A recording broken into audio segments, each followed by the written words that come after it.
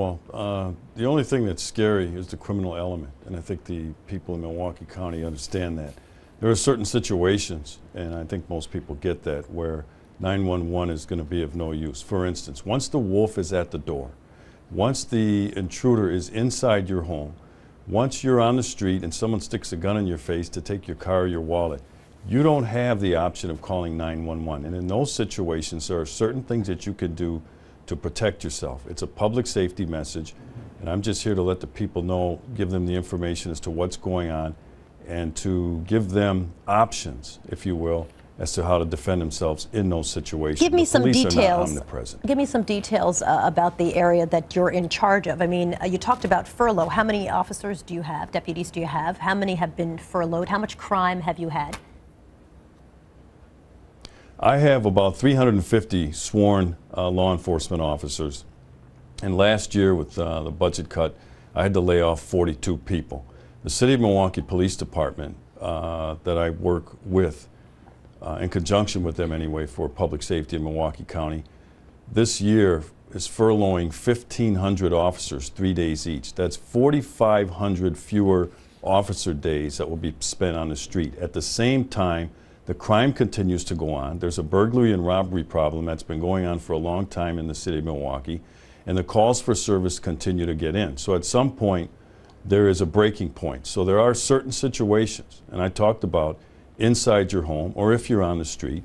And you know, this is something that I've been doing for 35 years in terms of educating people as to what they can do in certain situations. And I said at the end of that ad, we're partners now. You know, we're always out there telling the public, we want to be your partner, we want to work with you, we want you to work with us, but we never define a role for them, and that's what this does. But you know, I know so many sheriffs and law enforcement officials who say one of the things that is most risky for their deputies and for their officers is civilians who are armed and not necessarily well trained, certainly as much as they are, to be using a weapon.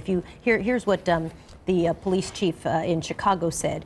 You put more guns on the street, expect more shootings. I don't care if they're licensed, legal firearms. People who are not highly trained, putting guns in their hands is a recipe for disaster. And he's not the only one I've heard that from. There are a lot of people in law enforcement who feel like that's actually bad for the officers to have civilians who are armed.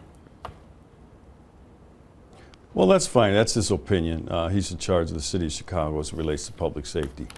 I trust law-abiding citizens. The people that scare me, Soledad, are the criminal elements, the ones who have demonstrated time and time again that they will use a firearm to commit a crime. Those are the people that law enforcement officers fear most. So that's why I mentioned in this ad, if you're going to arm yourself, if you're going to own a firearm, and the firearms are out there anyway. But the last estimate I've heard, 300 million guns in circulation in the United States and 115 million gun owners in the United States.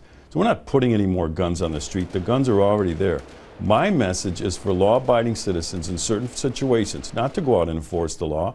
I said inside your home, when the wolf's at the door and the intruder comes in, or someone sticks a gun in your face when you're on the street to take your property, there are certain things that you can and should do to protect yourself. It's always been my belief that personal safety is an individual responsibility.